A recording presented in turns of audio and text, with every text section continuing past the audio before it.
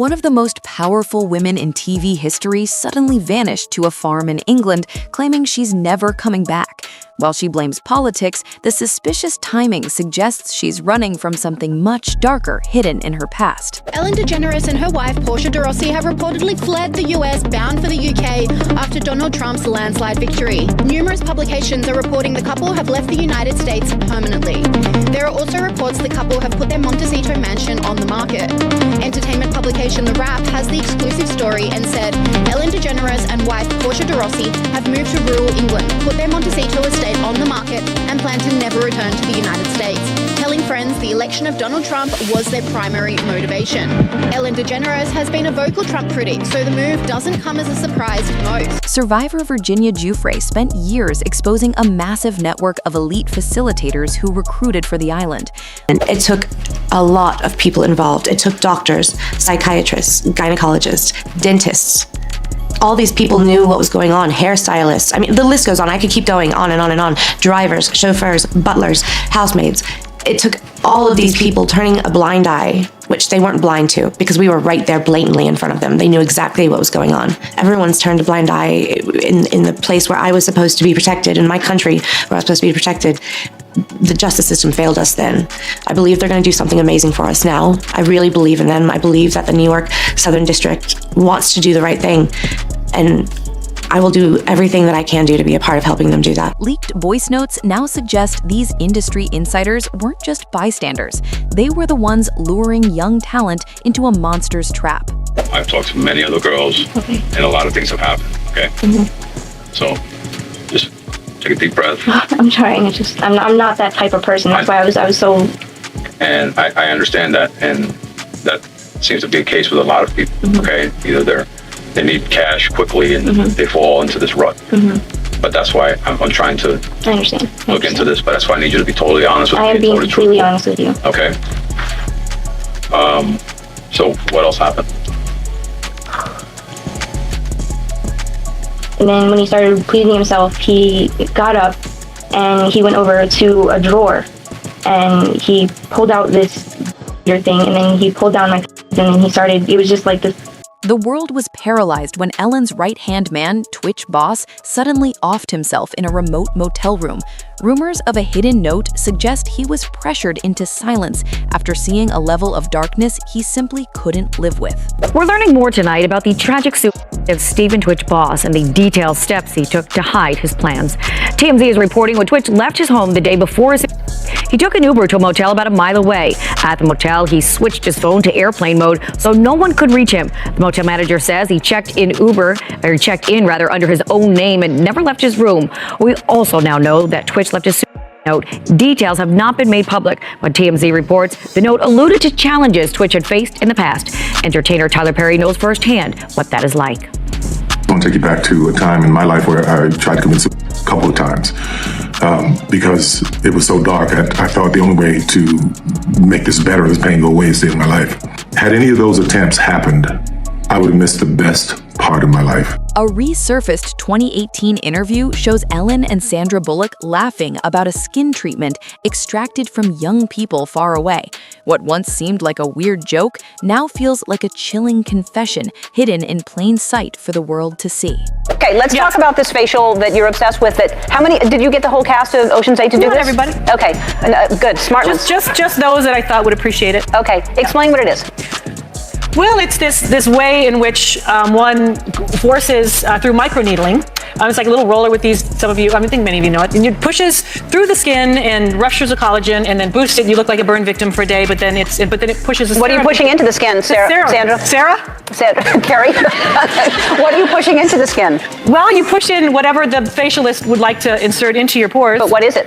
It is an extraction from a piece of skin that came from a young person far, far away, and they somehow figured out how to extract. It's foreskin from a Korean.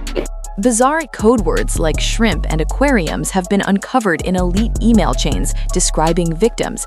As these documents are finally unredacted, a wave of panic is currently sweeping through Hollywood's most untouchable circles. So I don't know what this one means. I'm not sure if you've seen it. So Jeffrey Epstein sending it to Colm Olivier. by the way, imagine, I feel bad for anyone that's innocent, that wasn't involved in anything incriminating, and maybe before Epstein was charged with in 2008, before the truth started coming out of what he's guilty of. If someone was caught in this email thread talking about something innocent with Epstein, I feel bad for them. So my heart goes out to them. And I hope they don't get stuck along with everyone else that's actually been involved in things that are incriminating. But this one sends an email. No, some are like shrimp. You throw away the head and keep the body. And then Olivier replies, as long as you don't have any hammerhead ones, are like white sharks. And then Jeffrey sends an email the next day. As two are Russian, I guess some might refer to them as white sharks. And then Olivier then emails, the king of Saudi has a few white sharks in his Jeddah palace. I totally prefer yours. Sure, I would enjoy the view. And then Jeffrey goes, on my island in the Caribbean with an aquarium full of girls. So this is an email that essentially just refers to Russian girls, to our Russian, doesn't say girls, to our Russian, and refers to them as white sharks. And then later says, the king of Saudi has some, but I prefer yours. And then later talks about an aquarium full of girls. It's just another example, in my opinion, of code words being used. I just don't know what it would mean. What do you make of this? So what I make of it is basically he's saying that they'll hook up with ugly girls, that the head doesn't matter so much, that the body's what matter. That's the way I read it. That's what I think Epstein means by that, is basically saying like some of them are like shrimp. You can take off the head, just keep the body. So in other words, that's based on reading a lot of his stuff. That's my take. It totally could be wrong. Ellen didn't just retire, she fled the country exactly as the DOJ prepared to release a massive wave of names in 2025. Her small social circle, linked to figures like Diddy, suggests a massive legal domino effect that no mansion can hide her from. They're losing their minds. She sounded so sincere, didn't she? Very sincere. Virtually choke on her words. But the best one for me is Ellen DeGeneres, who is, by the way, a very nasty person. I've had dealings with her in Australia. Could I tell you some stories about that cow? But anyway, good riddance to her. But, she was quite friendly with that P. Diddy bloke, wasn't she? Well, this is why I say release the Diddy files. Yeah. Release the Diddy files. Come on, Donald Trump. We want to know whose name. So maybe she's hightailing out of there before all that is thrown at her as well. But what a bunch of hypocrites. The Be Kind empire didn't just collapse, it shattered under accusations of a toxic culture built on fear and intimidation. Many now wonder if her mean girl reputation was actually a mask for a much deeper systemic rot within her inner sanctum. Number 2. Nice. We could have done this here. Yeah, I was thinking about it. I was like, you know what? That's a good way to die. They're not going to let me buy that place. Look at it. Oh, well, you know where that is too, right? It's a similar image to that, right? No. I know Jamie does. What is it? It's on the set of a famous talk show. It's now not on anymore. Oh, Ellen? Was that Ellen? Yeah. Really? Just look at the temple and then look at the... Let me see Ellen's background. What? Even with threats against her life, Virginia Giuffre refused to be quieted about the people funding this global nightmare. Her testimony proves that the system is designed to protect the predators, while the elites we see daily continue to hide the truth. Now, this is where it gets interesting. Shortly before her death, Virginia had actually tweeted about being targeted. The tweet reads, "I am making it publicly known that in no way, shape, or form am I suicidal. I have made this known to my therapist and GP. If something happens to me, for the sake of my family, do not let this go away and help me to protect them. Too many evil people want to see me quieted." Welcome back and Alive Now. I'm Austin Westfall. Breaking news coming in, some sad news to share. We're learning this from the New York Post, several other outlets reporting this as well. Virginia Giuffre, the most prominent victim of the late convicted Jeffrey Epstein, took her own life on Thursday.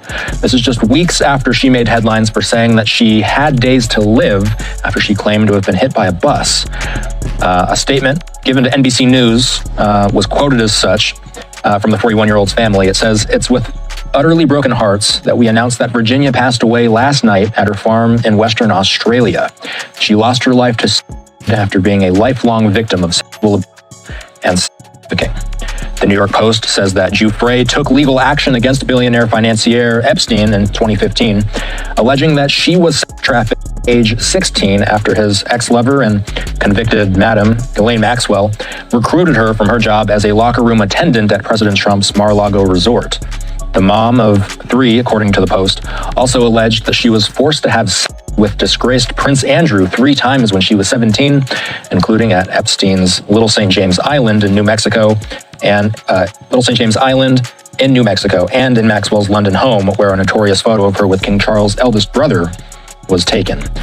It's a harrowing read, and it'll make you feel uncomfortable, but these are the excerpts that stood out for me from the memoir written by the late Virginia Giuffre, which has just been released. In it, she describes being by Jeffrey Epstein to, quote, a man who me more savagely than anyone had before. Now, it's worth noting that in the US edition of the book, she described the man in legal filings only as, quote, a prime minister, and that he had repeatedly choked her until she lost consciousness and, quote, took pleasure in seeing me fear for my life. Giuffre doesn't name the Prime Minister or many of the other men that she writes about in this book. Her co-author, Amy Wallace, says it shouldn't be up to the survivors of abuse out there.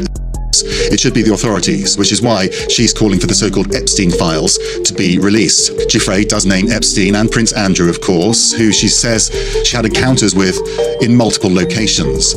Pressure is mounting on the FBI to unmask every name on the list by 2025, leaving the Hollywood elite in total chaos. The dam is finally breaking, and it's becoming clear that no amount of PR or overseas travel can stop the truth from coming out. In one of his emails, Epstein said that to a film director researching a really bad guy that gets children for sent to his island, Epstein told her, that person is me. Your friend told me about the project she is doing, researching a really bad guy that gets sent to his island. She almost fainted when I told her that person was me. This is 7 months before his arrest. Question. Which one do you prefer, lewd and lascivious conduct or procuring mind? I suppose lewd and lascivious conduct. I would prefer lewd and lascivious conduct with the possible. That exchange between Jeffrey Epstein and Ghislaine Maxwell on May 23rd, 2008 is part of some 18,000 emails from Epstein's personal Yahoo account obtained by Bloomberg News. The emails, which suggest the inbox was most active between 2005 and 2008, include messages spanning 2002 to 2022. Epstein died in 2019, and emails received after that are largely spam or marketing offers. Overall, the emails offer a raw look into the disgraced financier and offender's world. While this inbox wasn't the only one he used, the newly uncovered emails do suggest how central Maxwell was to his life, something that contradicts her telling of events. She's characterized herself as a former girlfriend and property manager for Epstein, not someone with eyes into his vast influence machine or operation. This story is a perfect example of how massive power is used to mask a reality that most people can't even imagine. The victims finally have a voice, and it's getting louder than the narrative once controlled by the studio moguls. Till now, Marina Lacerda was known publicly only as victim number 1 in 2019 court documents. But now she's speaking out for the first time about her experience at the hands of Jeffrey Epstein. Her cooperation with the FBI was key to putting the offender behind bars. She says she was just 14 years old and living in a broken home in New York City when a friend brought her to meet Epstein to give him a massage. I think with Jeffrey Epstein, it starts somewhere, but then it ends with either you having sex with him, whether you like it or not. She became a part of a network of young girls in Astoria, Queens, recruited to be with Epstein, similar to what prosecutors say he did in Palm Beach, Florida. When he has somebody new in his life, he likes to see them a lot. So I went there a whole bunch of times, and, it led to, unfortunately, he forced me to have sex with him, basically. Lacerda says she was paid thousands of dollars, and that as a young immigrant from Brazil, she says she believed being associated with a financier could lead to better opportunities. It never happened, obviously, because it came to a point when I was, I'd say 16 and a half or 17. He didn't want me anymore. He was just like, you're too old. He said that? He's like, you're too old. I don't want you anymore. When you combine a victim's warning, a tragic passing, and a sudden escape to England, you aren't looking at coincidences anymore. You're looking at a map that leads directly to the heart of a corrupt system that is finally being exposed.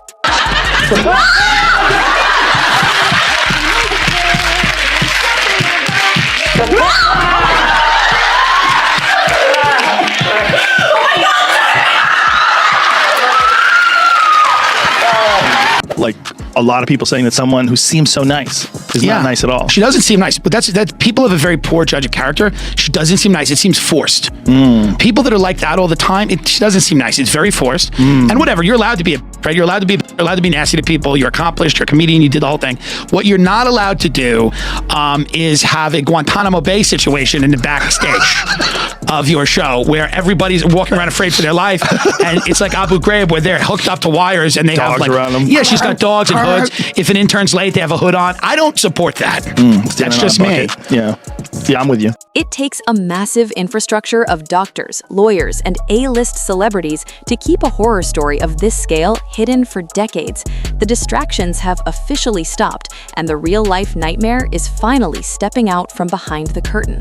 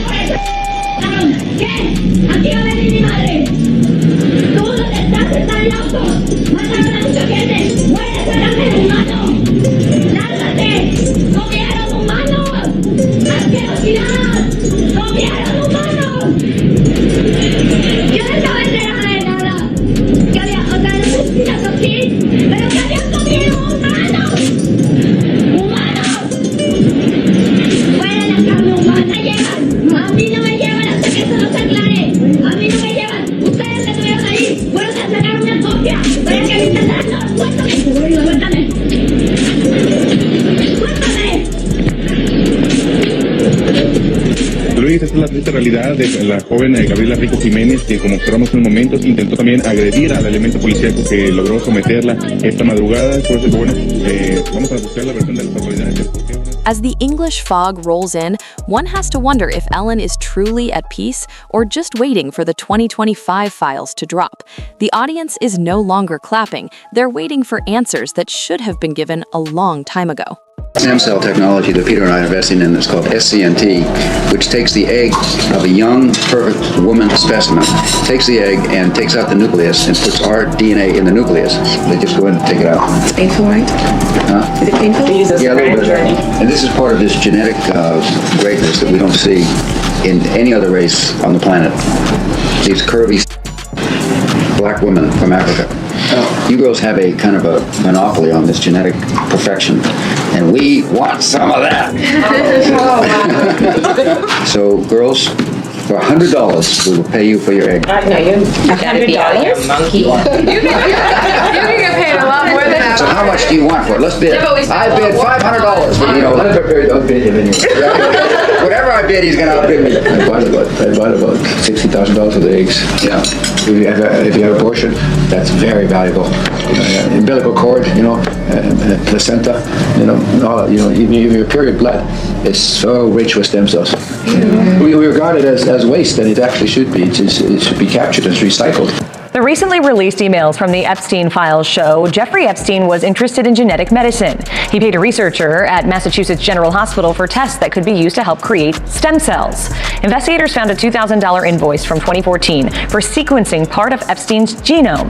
The doctor that he paid also provided an estimate for personalized longevity studies that would use gene editing. He told investigators Epstein was enrolled in the Personal Genome Project at Harvard University. For decades, fame acted as a shield, but for the survivors, the cost of entry into that inner circle was their safety. This is a reckoning that no amount of money can stop, and the Queen of Nice is finding that out the hard way. Keep your eyes on the celebrities currently selling their estates or traveling abroad under the guise of health issues.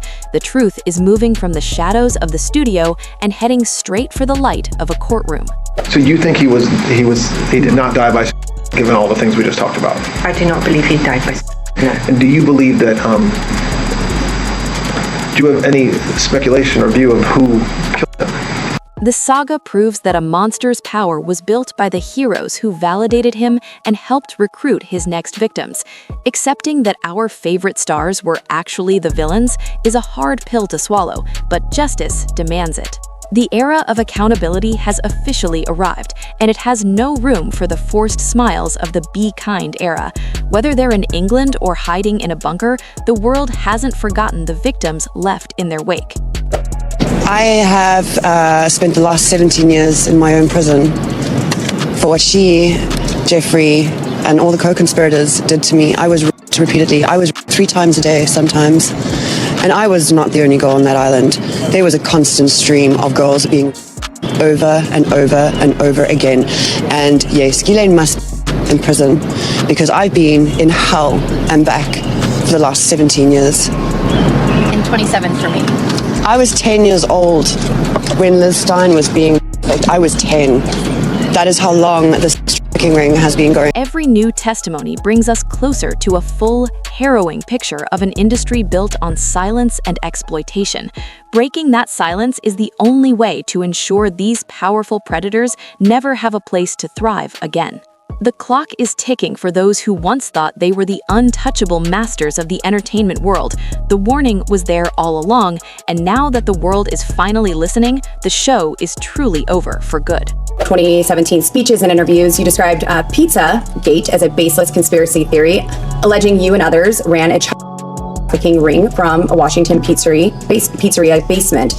Have you reviewed any 2025-2026 Epstein files that were released that you believe reference or relate to those specific 2016 claims regarding the Podesta emails, Comet Ping Pong Pizza used as code possibly?